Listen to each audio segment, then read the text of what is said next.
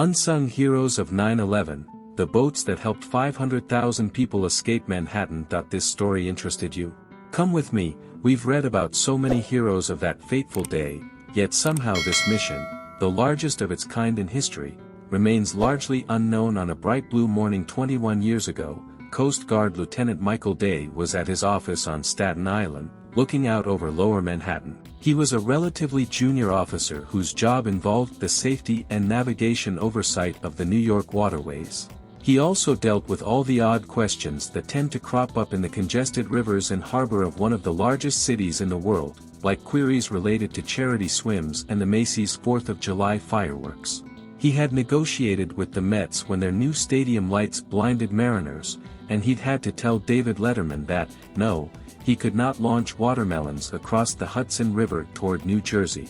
The early moments of 9/11, it hardly seemed a job destined for history. So, soon after 8:46 a.m., when he heard that a plane had crashed into one of the World Trade Center towers, Day had the same thought that so many Americans did: what an odd accident. Likely a small plane, maybe a helicopter. He watched CNN for a few moments, then went back to his desk and kept working. Every so often, he'd glance over his shoulder at the plume of smoke visible out the window, but he wasn't alarmed. He'd worked in the Twin Towers in his previous job with the Port Authority, and everyone knew how robust they were.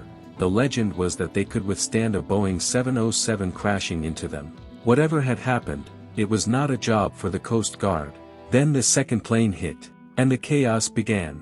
The beginning of the 9/11 boat lift. Over the hours ahead, Day and his colleagues at the Sandy Hook Pilots Association, the specially licensed sailors who help larger vessels safely get in and out of the harbor, would help orchestrate the largest maritime evacuation in world history, larger even than the famous British rescue at Dunkirk. With no plan and little direction, they would cobble together a makeshift civilian armada of fishing vessels, pleasure yachts, tugboats and passenger ferries that would evacuate an estimated 500,000 people from the tip of lower Manhattan. Desperate, worried, dust-enveloped people trapped by the closure of the island's bridges and tunnels.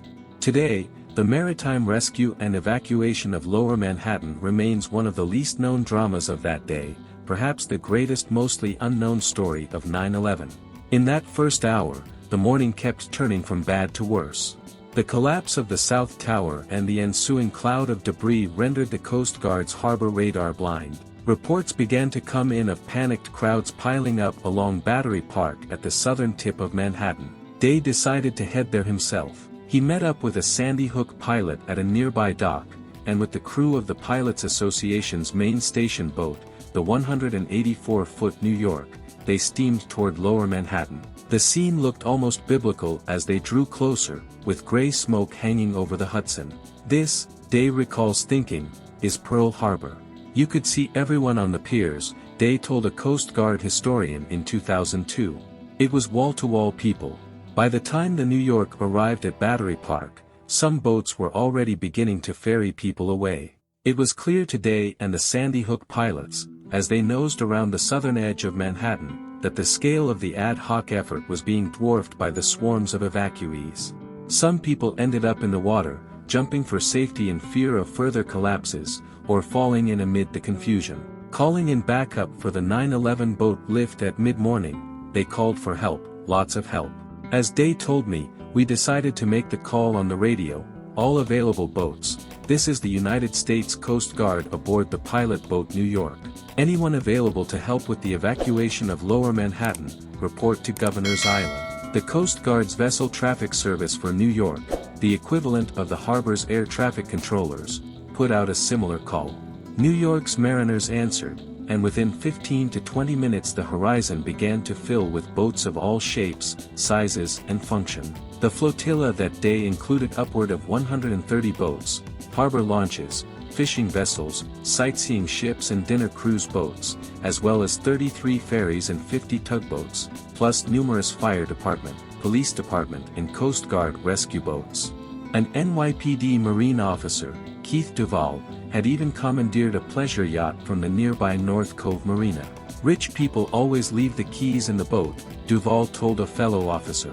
Sure enough, after finding the keys, Duvall and his colleagues made 10 trips to New Jersey and back over the course of the day. For hours, Day and the Sandy Hook pilots played traffic cop, ushering boats in and out of the area. The harbor was so crowded with vessels that Day and the pilots switched to communicating with the other boats by hand signals. The radio channels were too overloaded for the finesse needed to navigate safely. Waves of boats came in empty, loaded up and moved back out. At one point, someone suggested emptying North Cove Marina of the rest of the fancy yachts docked there. Day gulped and gave the go-ahead, watching as tugboats pulled out one multi-million-dollar vessel after another. Oh boy, I hope I'm doing the right thing, he thought. I broke more rules that day than probably I've enforced in my whole Coast Guard career, Day said later. We authorized a lot of regulations to be broken. A Staten Island ferry, for example, which normally handles 5,200 passengers, left on one trip carrying more than 6,000. Day was amazed at how naturally people reacted to authority, any authority. At one point, a diesel barge pulled up at the seawall to begin refueling the fire trucks that were tirelessly throwing water on the still-burning blazes at Ground Zero.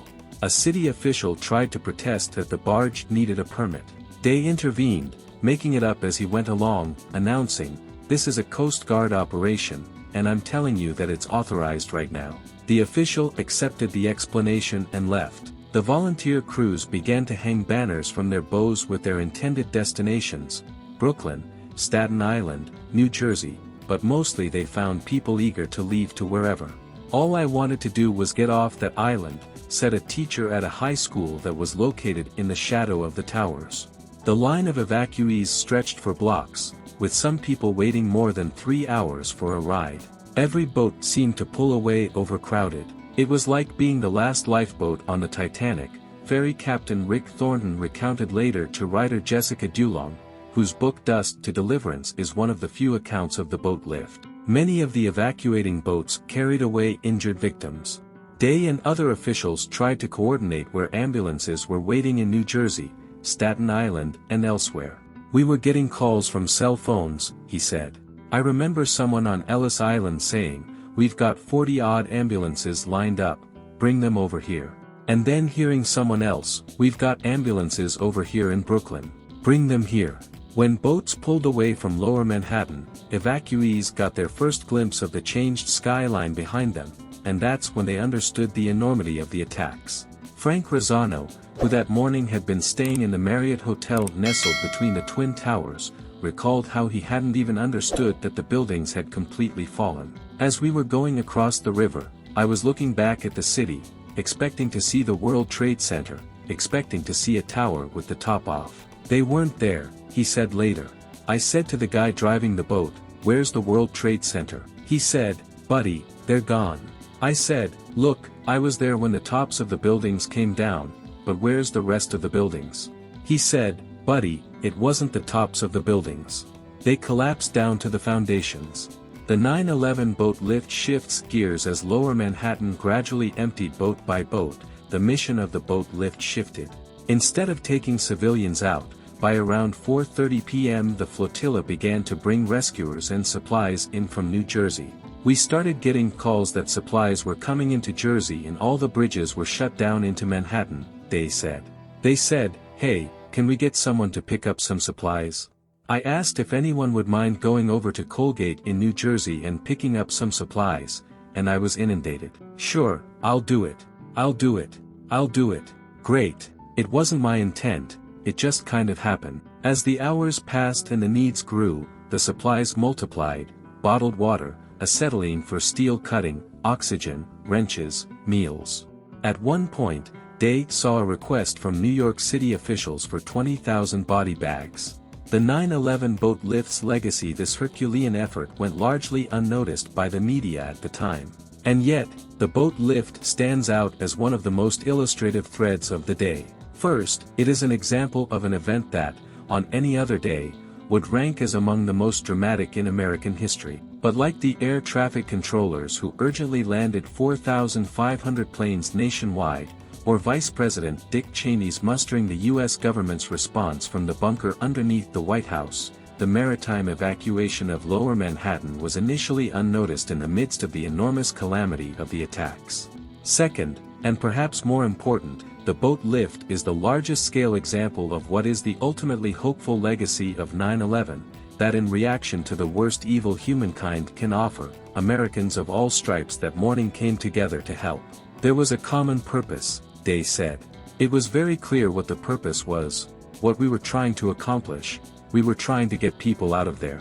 Late that evening, Lieutenant Day and the Sandy Hook pilots walked into Lower Manhattan for the first time. The devastation awed him. There are papers coming down, there's always like snow, from the white ash, whenever a breeze would come up, he said.